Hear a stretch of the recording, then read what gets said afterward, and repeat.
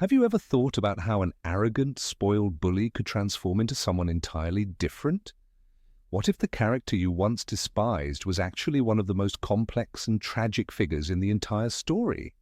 In today's video, you will find out how Draco Malfoy, the infamous Slytherin, changed in ways no one expected.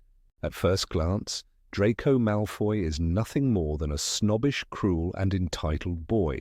Throughout most of the series, he seems like nothing but a nuisance, petty, jealous, and weak. Tom Felton brought him to life so well that it was easy to hate him. But beneath the surface, Draco was never just a typical antagonist. His journey was long, painful, and filled with moments of doubt, fear, and forced choices. He had to question everything he was taught, break free from generations of Malfoy legacy, and ultimately become his own person. Unlike Harry, who was shaped by love and friendship, Draco changed despite everything and everyone around him. That's what makes his transformation so fascinating. Today we'll trace Draco's path from a privileged heir to a reluctant Death Eater and, finally, to a man who left his past behind. Draco was born into one of the wealthiest and most powerful pure-blood families, the Malfoys. His mother, Narcissa, came from the esteemed Black family, further cementing his noble status. From the moment he could understand words, he was told he was special. He was the only child, the heir to the family's name and fortune. It was both a privilege and an immense pressure. He had to live up to the expectations of his ambitious and proud father, Lucius Malfoy. Lucius was everything to Draco, a role model, a figure of strength, and the person who shaped his beliefs. Prejudice, arrogance, disdain for Muggle-borns, all of it was absorbed from his father. Even before Hogwarts, Draco was well versed in the politics of the wizarding world. He knew about Voldemort, his father's ties to the Dark Lord, and the legend of the boy who lived. From an early age, Draco surrounded himself with the children of Death Eaters, preparing to carry on his family's legacy. But he had no idea just how much his world would shatter in the years to come. As expected, Draco was sorted into Slytherin, like generations of Malfoys before him. He was intelligent, disciplined, and had no trouble with academics. But his biggest weakness was his pride, and Harry Potter became the source of his deepest resentment. At first, Draco tried to befriend Harry, hoping to pull him into the right crowd. Lucius had expected Potter to become a powerful dark wizard, possibly even Voldemort's successor. But Draco quickly realized his father was wrong. Harry wasn't interested in pure blood superiority or Slytherin ideals, and that rejection stung. From that moment, Draco's hatred for Harry burned strong. He envied everything about him, his fame, his talent, and the way people adored him. While Draco was raised to believe he was superior, he was constantly overshadowed by Harry. That bitterness grew as the years passed. Deep down, Draco knew he wasn't like Harry. He wasn't brave. He wasn't a hero. He could torment weaker students, but when faced with true danger, he was a coward. He hated that about himself, and nothing exposed his fears more than his duels with Harry. Each time, he lost. Meanwhile, Lucius Malfoy was working behind the scenes to gain more power. He orchestrated events to remove Dumbledore, reopened the Chamber of Secrets, and later rejoined Voldemort when the Dark Lord returned. Draco idolized his father and felt pride in his family's influence until everything went horribly wrong. Lucius Malfoy's downfall was swift and brutal. His attempt to capture Harry ended in disaster, and he was sent to Azkaban.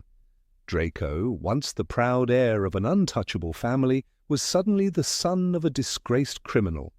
The Malfoy name was tarnished. Voldemort saw an opportunity to punish Lucius and tighten his grip on the Malfoys. He gave Draco an impossible task: kill Albus Dumbledore.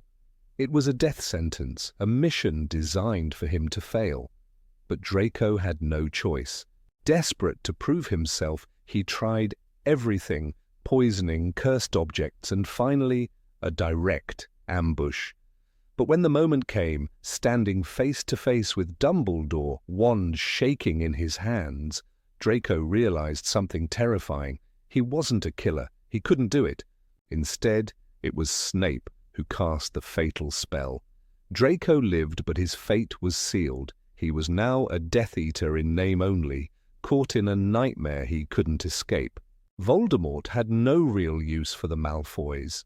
Their mansion became his headquarters, their status reduced to servants and pawns. Draco saw firsthand the horror of the Dark Lord's rule. The pride and arrogance he once flaunted disappeared. His first true act of defiance came when Harry, Ron, and Hermione were captured and brought to Malfoy Manor. Draco had the chance to expose Harry to Voldemort. Instead, he hesitated. He lied. He let them go. By the time the Battle of Hogwarts began, Draco was a broken shell of the boy he once was. He wasn't fighting for Voldemort. He wasn't fighting against him either. He was lost, trapped between fear and guilt. In the end, it was Harry who saved Draco's life twice. That moment shattered everything Draco had been raised to believe. The war was over. Voldemort was dead, and Draco had to decide what kind of man he wanted to be. Draco Malfoy was given something few Death Eaters ever got: a second chance. The Malfoys had abandoned Voldemort at the last moment, and because of that, they were spared from Azkaban. For the first time, Draco saw the truth. His father's beliefs had led their family to ruin. He no longer hated Harry. There was no point. The war had destroyed too much already. He married Astoria Greengrass, a woman who, like him, had grown disillusioned with pure blood supremacy. They raised their son, Scorpius, to be different from past generations of Malfoys, kinder, more open, and free from the weight of old prejudices. Draco never became a hero. He never sought redemption, but he did something just as powerful. He changed, and that is why, out of all the characters in Harry Potter, his journey remains one of the most remarkable. Harry and Draco had been rivals since the moment they met. Their first encounter at Madame Malkin's robe shop set the tone. Draco, arrogant and confident, spoke about the importance of blood status. Harry, who had only just learned he was a wizard, felt an immediate dislike. When Draco extended his hand in friendship, it wasn't a real offer, it was a test. Harry refused, and from that moment, they were enemies. At Hogwarts, their rivalry only grew. Draco never let Harry forget that he was an outsider. "You'll soon find out some wizarding families are much better than others, Potter," he sneered in The Sorcerer's Stone. Harry, raised in the Muggle world, didn't care about blood purity. That made Draco furious. He saw Harry as a threat, not just to himself, but to everything he was taught to believe in. Their fights weren't just childish pranks. They reflected something deeper. Draco envied Harry's fame, but he also feared him. Harry had courage, friends, and a natural ability to lead. Draco, despite his wealth, was trapped. His future was decided for him. He was supposed to be like his father, a loyal servant of Voldemort. But deep down, he wasn't sure he wanted that. During their school years, there were moments when things could have been different. In The Prisoner of Azkaban, Draco taunted Buckbeak, leading to the attack that put Hagrid in danger. Harry could have ignored him. Instead, he attacked Draco in a Quidditch match, fueled by years of resentment. These weren't the actions of two boys who could ever be friends. They saw each other as enemies first, people second. But something changed in Half-Blood Prince. Draco wasn't the same boy anymore. He had a mission, one that terrified him. When Harry found him crying in the bathroom, wand shaking in his hands, It was the first time Draco seemed truly vulnerable. "I have to do this," he whispered. But he couldn't. Harry saw that hesitation, that fear, and for a moment there was no rivalry. Just two boys caught in something bigger than themselves. By the time the war ended, both had lost something. Harry lost friends. Draco lost his father's approval, his family's power, and any illusions he had about Voldemort. In the Deathly Hallows, when the Malfoys hesitated to confirm Harry's identity at Malfoy Manor, it was a sign. Draco wasn't ready to betray him. And during the Battle of Hogwarts, Harry saved Draco's life, not once, but twice. He didn't have to, but he did. After the war, they could have built something new. They had both seen the cost of hatred. But when they met again as adults, there was no warmth.